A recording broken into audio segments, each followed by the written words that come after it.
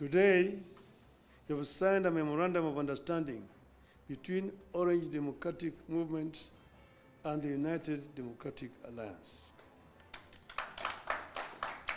The cardinal goal of the MOU is to help ease the prevailing tensions in the country, reconcile the population, alleviate their suffering, and move the country forward by addressing the critical social, political, and economic issues our people are grappling with today. As leaders of the largest political parties in the country, we arrived at the understanding that in a time of significant changes and challenges to our nation, it is not enough to merely grandstand or stand aside and criticize, easy as those may be. They say any madman can kick down a barn, but it takes a good carpenter to build one. We have agreed to help build a barn for our country, rather than merely kick down what we have. We have agreed to use our parties as a broad platform, bringing together various voices, opinions, and concerns to address the critical challenges facing the country through a formation that is truly national and inclusive in outlook. A core problem we agreed to prioritize is youth unemployment and resulting hopelessness that has made them easy fodder in political contests in which there is nothing tangible for them. In this MOU, we agree to embark on steps to realign the country's economic, social, and political priorities to address the youth agenda that has progressively fallen behind in the last 62 years of our independence. Through this MOU, we commit to uphold the Constitution, the rule of law, and respect for human rights.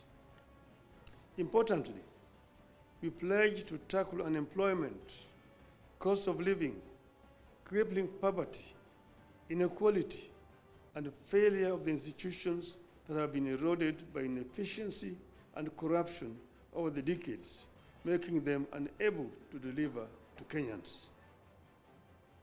We seek a more equitable country in which all peoples of all backgrounds are included in the enjoyment of socio-economic benefits and are equal members of one indivisible nation.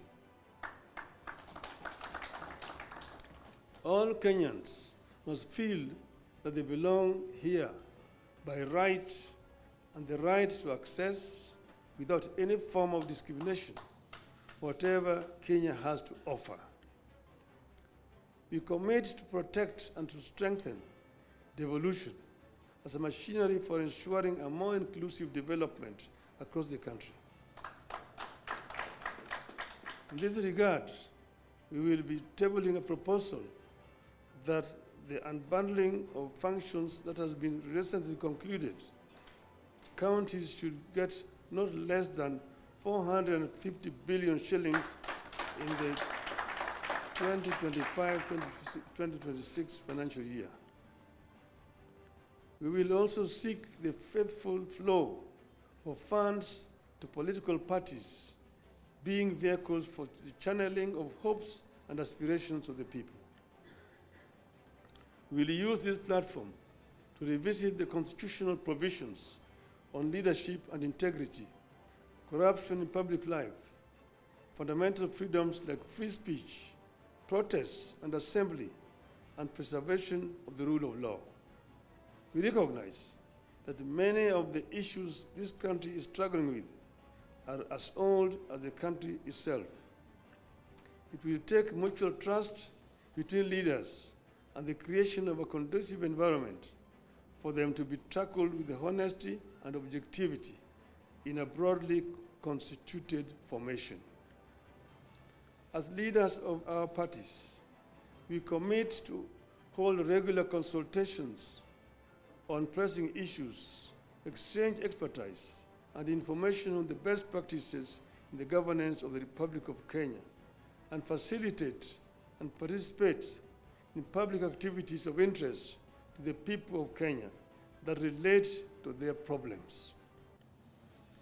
We make it clear that the memorandum we have signed today does not define the formation of a political coalition between ODM and UDA.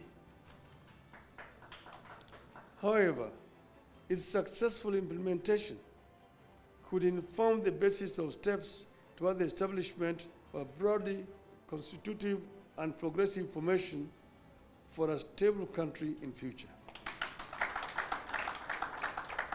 We urge all Kenyans who are interested in having a stable, inclusive, and progressive country, devoid of grandstanding and alienation of whole communities and regions, to rally behind this formation in the interest of our nation.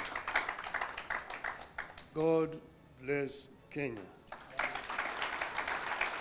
Thank you.